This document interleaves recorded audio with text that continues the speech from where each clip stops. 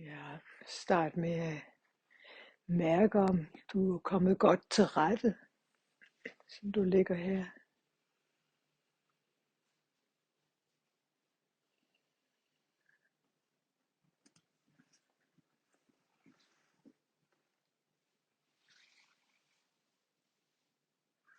Mærke forskellen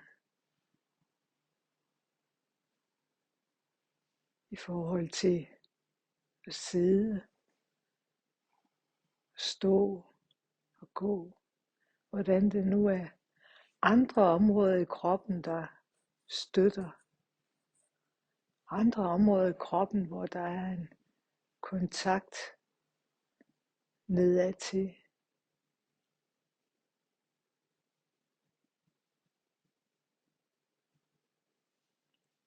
Sansningen af underlaget.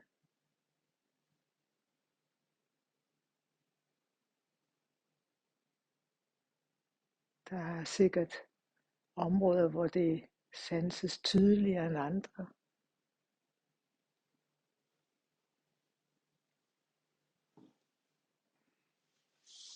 Mærke, hvordan underlaget tager imod kroppen, og hvordan tyngdekraften bevæger sig op gennem underlaget og tager imod kroppen. Hvordan der stadig kan være små områder i kroppen, der ikke rigtig tror på, at tyngdekraften holder. Og der er noget, der prøver at holde sig selv.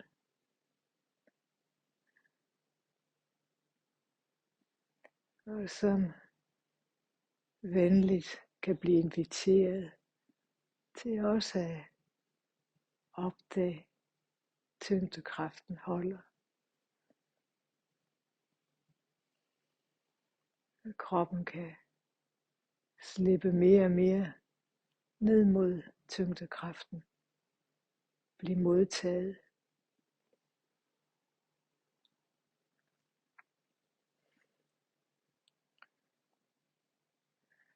Og mærke, hvordan vejrtrækningen støtter dette.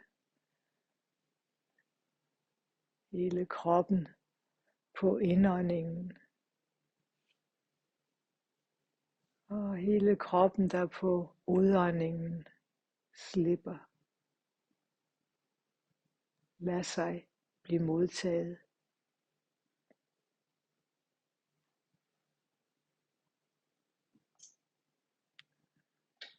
Hvordan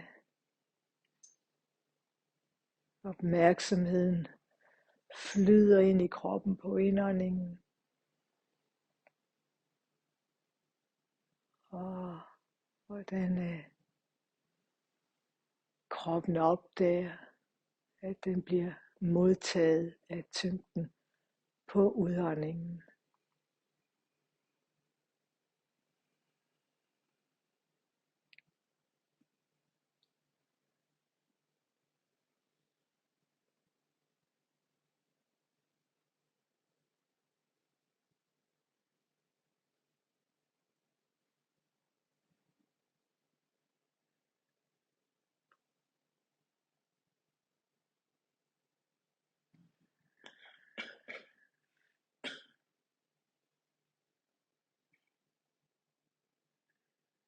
Mærke hjertet, som du ligger her. Hjertets bagside forbinder sig med noget underlaget mod tyngdekraften. Også her kan du ånde ind til hjertet, sanse det, og på udåndingen mærke, hvordan hjertet slipper lidt mere. Hjertets bagside åbner, slipper ned mod tyngdekraften og bliver modtaget.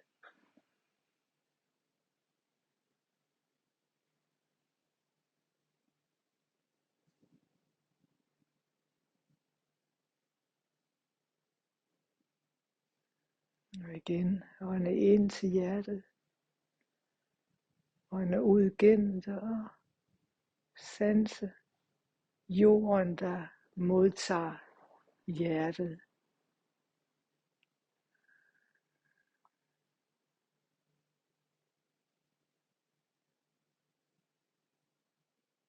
Hvordan det åbner sig her gennem ryggen, en munderlade hele vejen ned.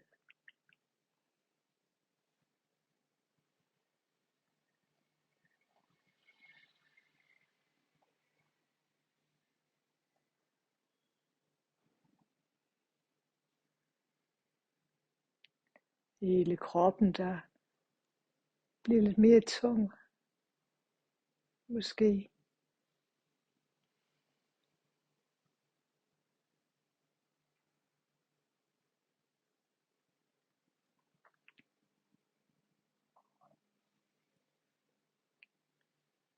Kroppen, der mærker, det ikke er skulle noget, bare kunne få lov at ligge her og blive modtaget.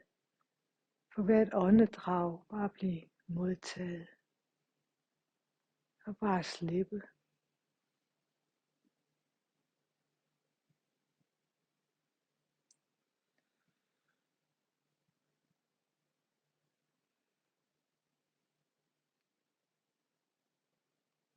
Og det kan være, at der kommer så meget tyngde, at du falder helt i søvn.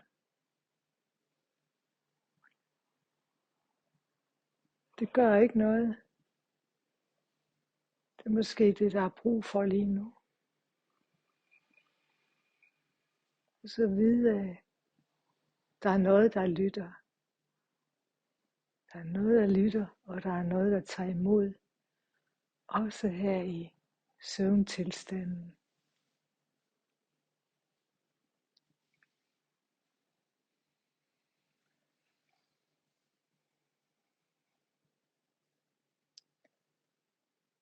Det er så fint at tillade det.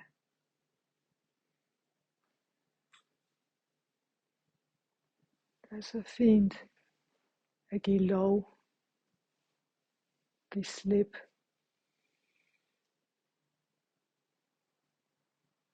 Ophøre med at skulle være nogen.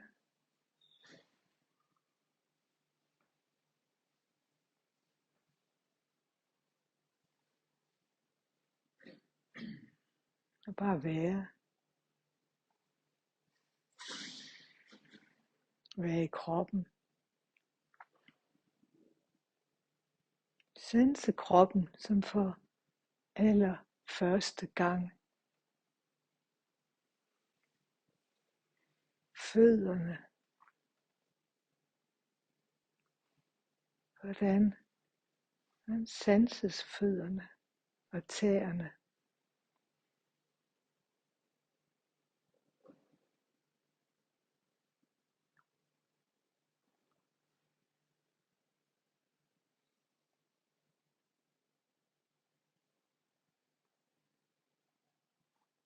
Hvordan sanses benene.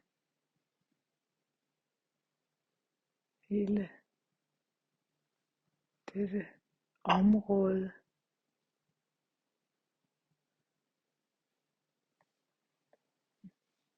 Der strækker sig fra fødderne, forbundet med fødderne og videre op til hofterne. Med de små led, med muskler, sener, væv, knogler. Så fint indstillet, så bevægelige. Hvordan sanses dette område, nu hvor du ligger her helt stille.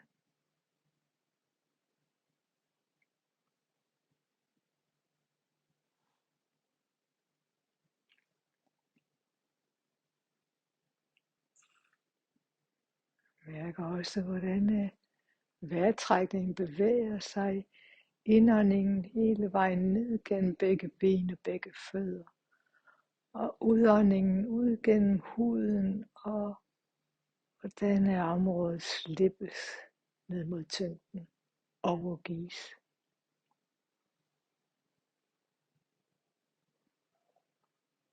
Så opmærksomheden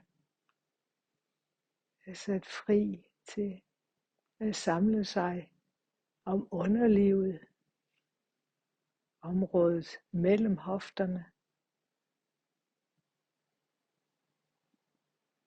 Hvad må der først træder frem her, når du mærker dette område?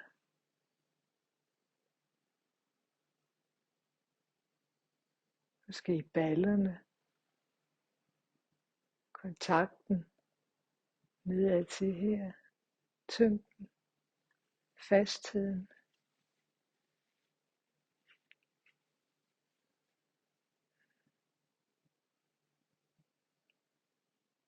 Eller kønnet, mellemkødet.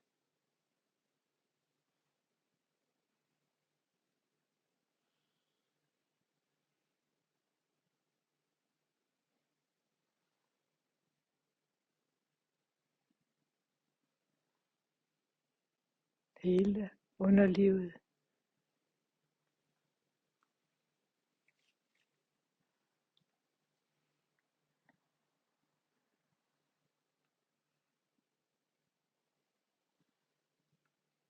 Hele området mellem hofterne, som det sanses. Og indåndingen, der bevæger sig til området.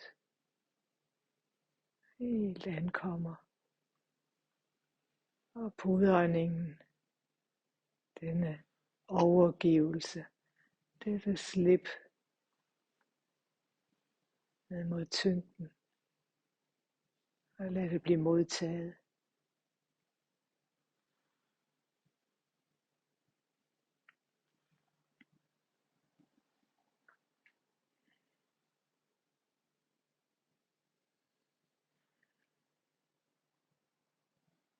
Videre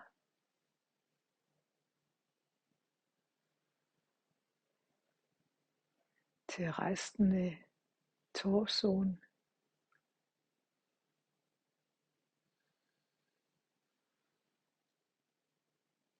Maven.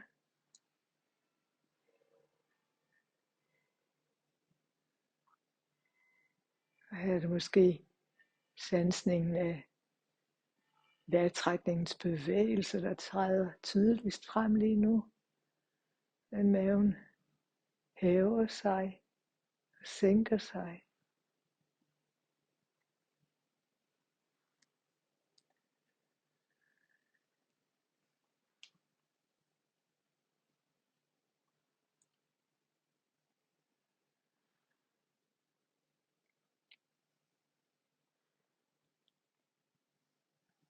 Opmærksomheden, der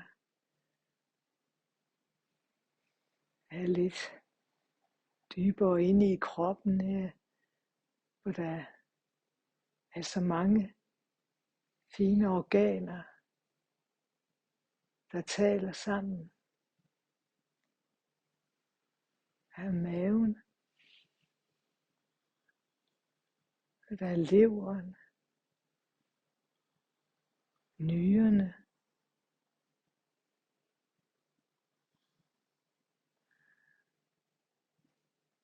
lungerne,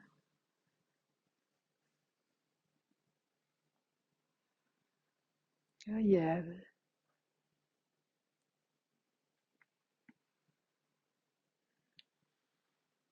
Det kan godt være, at organerne ikke sanses så tydeligt, eller nogen træder mere frem end andre, men alligevel lader opmærksomheden bevæge sig videre af. Det er nok bare videre af. Og med denne viden af en lille tak til disse organers fine samarbejde.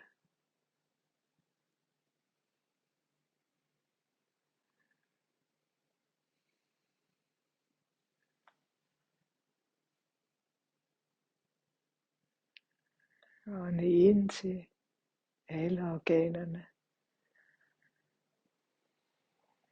Nyt liv, ny energi, der bliver åndet ind til. Ånde ud. Støtte organerne i at slippe affaldsstoffer. Ophobninger af det ene og det andet. Støtte dem i at rense sig selv.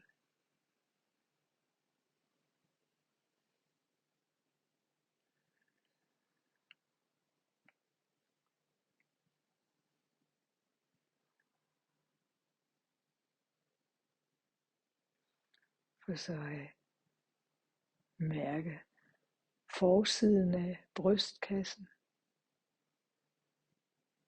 hele ribbenskassen, ribben der beskytter, passer på, og som er bevægelige. Måske også lige nu du fornemmer, hvordan at de bevæges på vejrtrækningen. Hvordan på indåndingen af ribbenene bevæger sig lidt ud til siderne, og på udåndingen samler sig.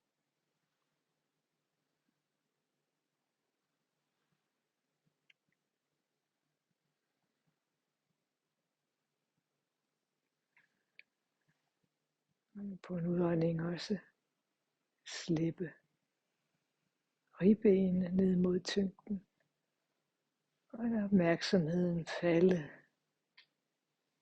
ned til bagsiden af kroppen. Falde fra ribbenene ned til rygsøjlen.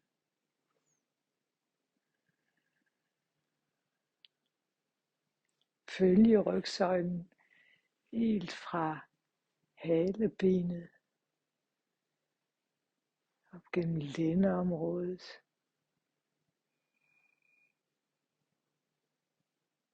Led for led op gennem nakken. Denne vigtige rygsøjle.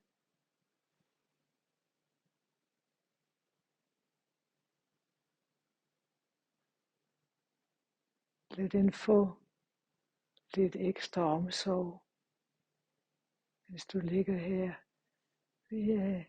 Lad vejrtrækningen bevæge sig gennem led for led. Igen og starter ned fra halebenet. Ånde ind, op gennem de enkelte led. Hele vejen op. Og ånde ud fra nakkevirvlerne hele vejen ned gennem rygsøjlen. Støtte rygsøjlen i at rette sig lidt mere ud. Alle led og virvler kommer overens med hinanden, samstemme sig, komme i balance. Helt opmærksom her inde i rygsøjlen og vejrtrækningen, der masserer den blidt hele vejen op, hele vejen ned, en indre massage af denne fine rygsøjle.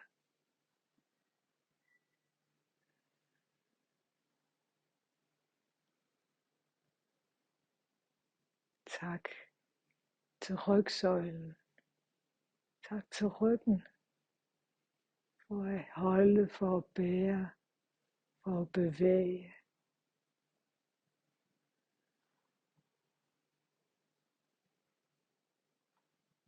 Og på den næste udånding at overgive til jorden, og med hele bevæge rygsøjlen videre. Ryggen bliver modtaget. Tyngdekraften af jorden.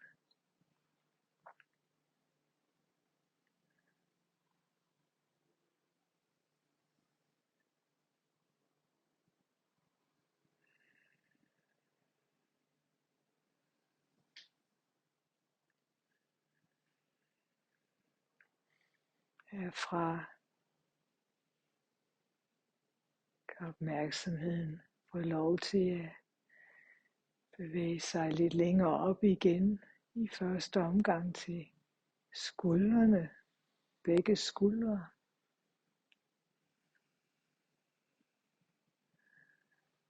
Lidt bagom til skulderbladene.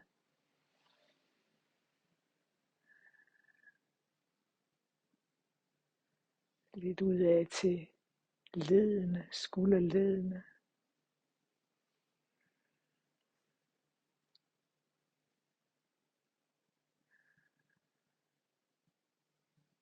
Og videre fra skuldrene til armene og hænderne. Huden, der omslutter, som sanses, der hvor armene har kontakt med tøjet, eller der hvor du har placeret dem.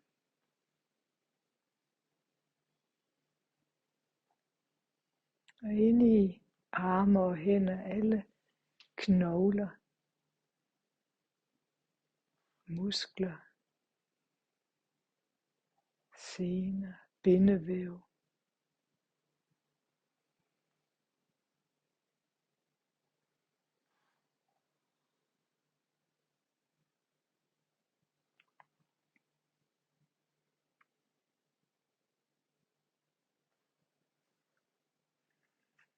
Vejrtrækningen kan måske bevæge sig fra skuldre, ånde ind gennem armene, hænderne, fingrene, ånde ud helt fra fingerspidserne og igen op gennem hænderne, armene, skuldrene.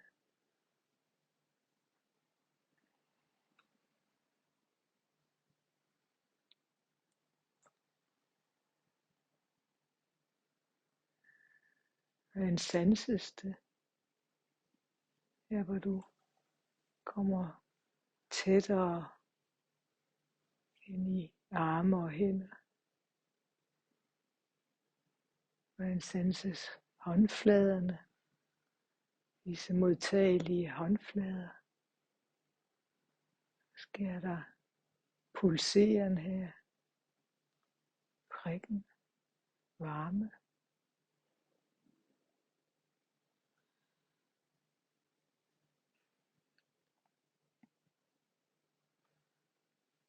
Og på en udånding også overgive hænder og arme, skuldre til tyngden. Og tak.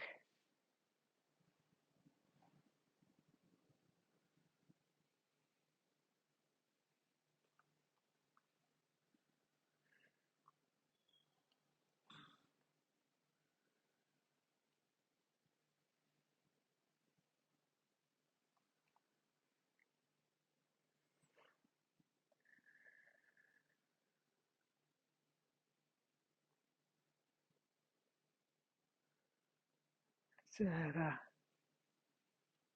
halsen, ansigtet, hele hovedet.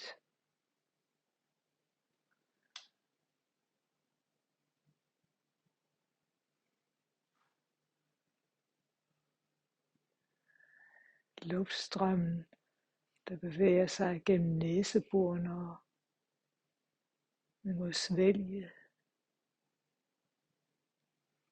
ind i halsen.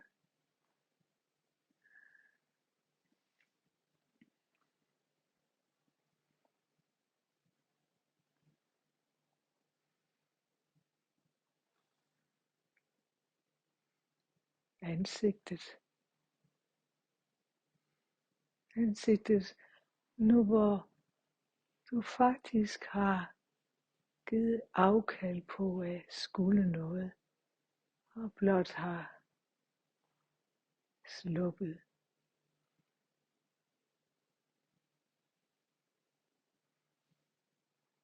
Hvordan sanses ansigtet i dette slip, nu hvor der ikke er nogen anstrengelse.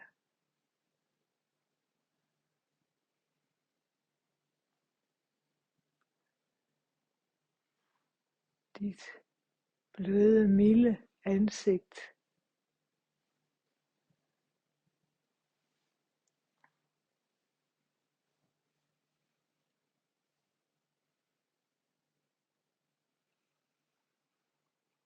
Og læberne, munden. Også et område, der modtager. Og i dette slip, denne overgivelse, der modtager det en mildhed, et lille smil, formes måske i dette.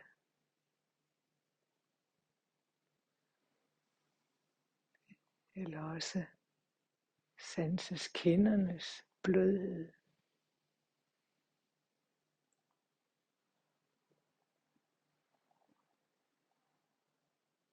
Øjnene. Hvordan øjnene hviler i øjenhulerne. Når øjnene trygt kan hvile her, helt fri for at skulle orientere sig efter noget. Blot hvile. Mildt.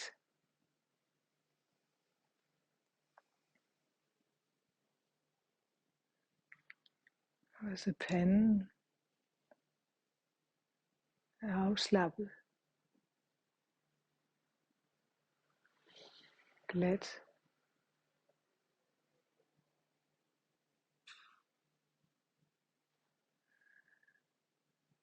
Vejrtrækningen sanses måske lidt tydeligere omkring næseborene.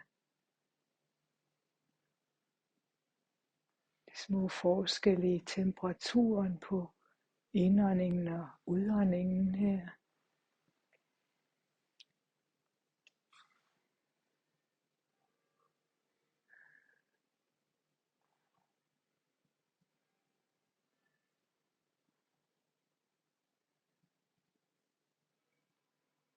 Ørerne,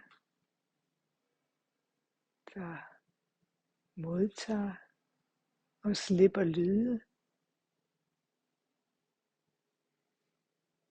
Og så helt uanstrengt. Fordi du er så fri for at forholde dig til lydene. Så kan de bare blive modtaget og sluppet.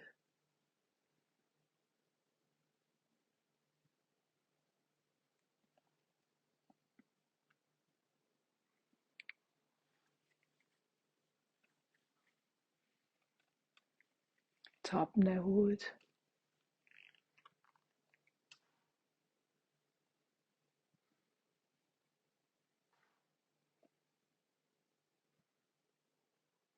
Toppen af hovedet, hvor der også er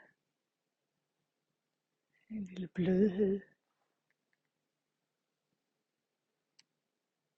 Næsten som et lille åndehul. Og energien kan bevæge sig, udveksles opad til og indad til.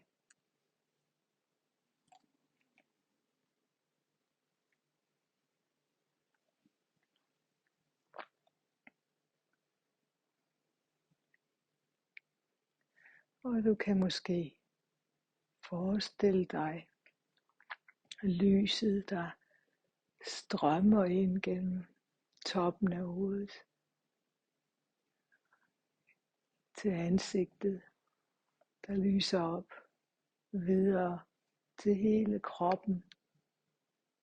Lyset, der bare får lov at strømme ind, blive modtaget og sluppet ned mod jorden.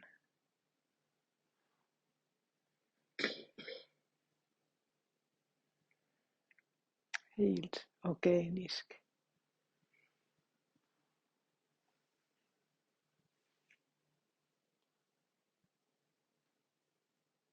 Som en plante, ligge her og vokse af lyset, der strømmer til hver en celle.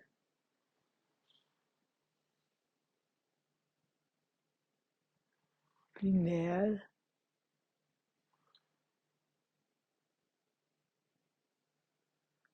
Lyset, der strømmer ind i cellerne, og cellerne, der åbner sig og afgiver, hvad der ikke er brug for, ned mod tyngden, ned i jorden.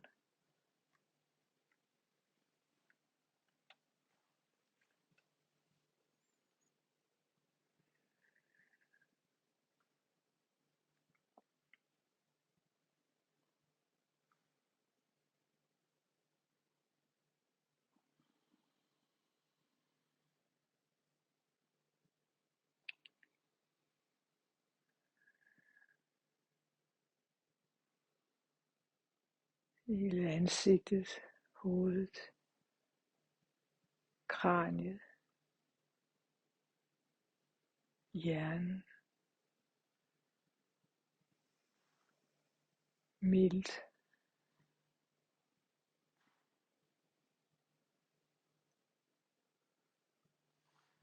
slippende,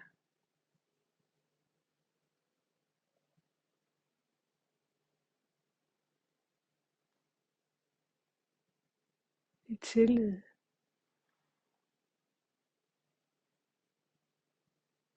Til at blive modtaget.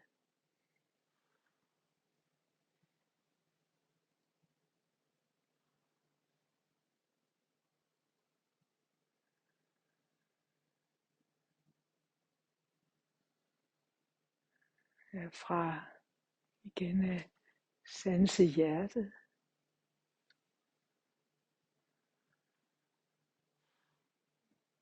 Hvordan er hjertet hviler her i denne hvilende krop. Og hvordan hjertet er støttet. Bagsiden af hjertet, der er støttet ned mod kroppens bagside.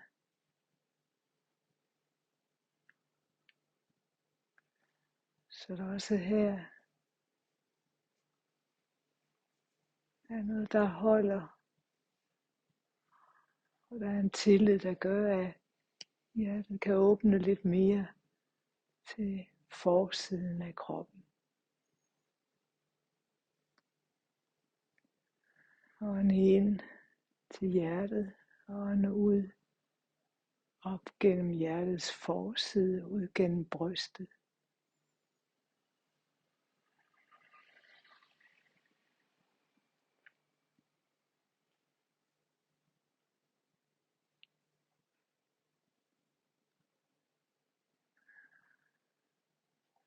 Og nu kan du måske forestille dig lyset, der strømmer ind til hjertet.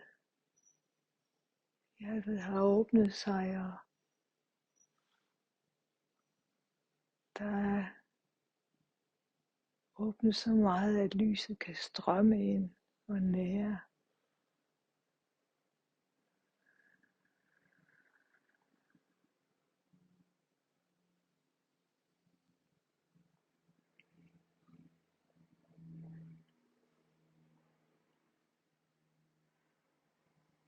Mærke vejrtrækningen. Mærke hjertet. Det er modtage.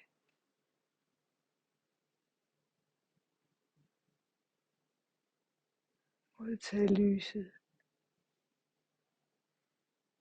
og slippe at skulle noget med noget.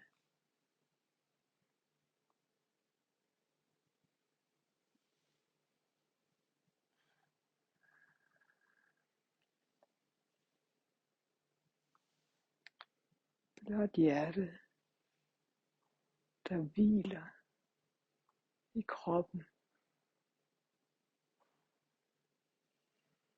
Kroppen, der regulerer sig gennem dette.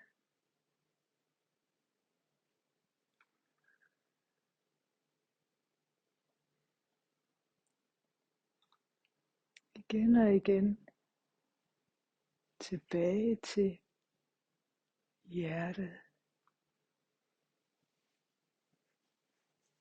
Til at modtage.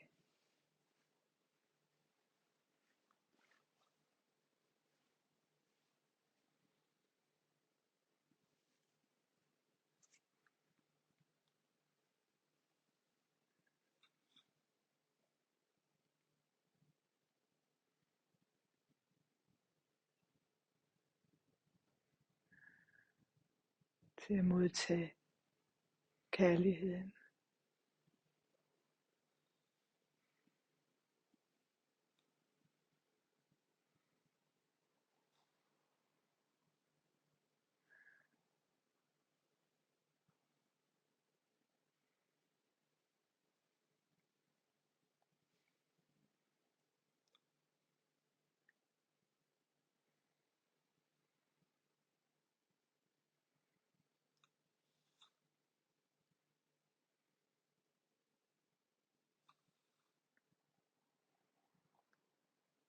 Kærlighedens vejrtrækning.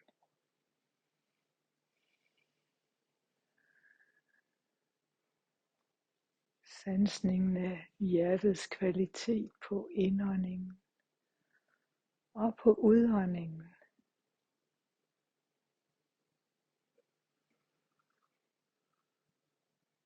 Hjertet, der modtager sig selv.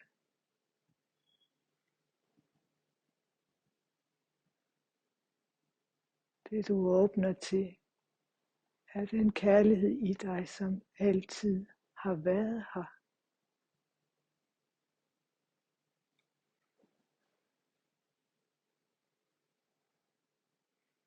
Den du er. Ikke noget du på nogen måde skal gøre dig fortjent til. Det er din sande natur.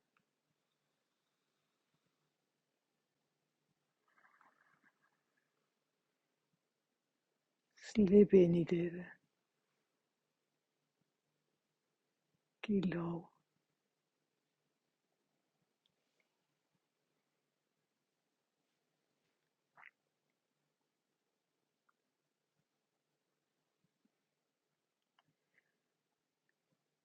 Mærke at du er elsket.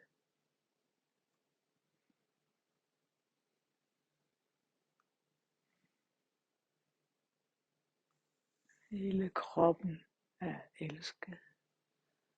Og kan lige nu få lov til at ligge her, uden at skulle noget som helst.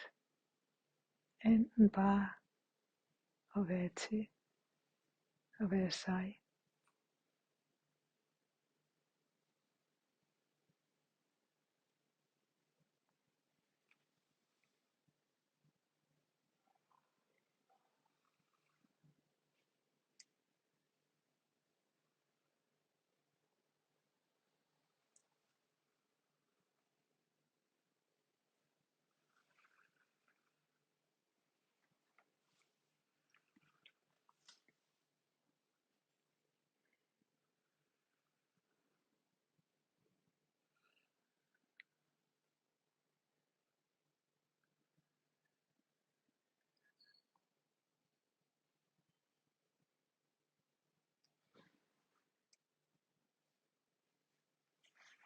Måske der er små områder i kroppen, der kalder på lidt bevægelse, noget der gerne vil strækkes lidt.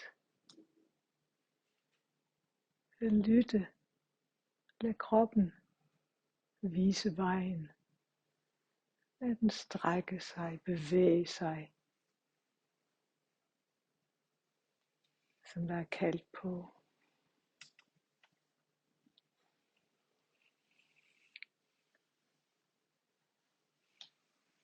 Lad den få den tid, den har brug for.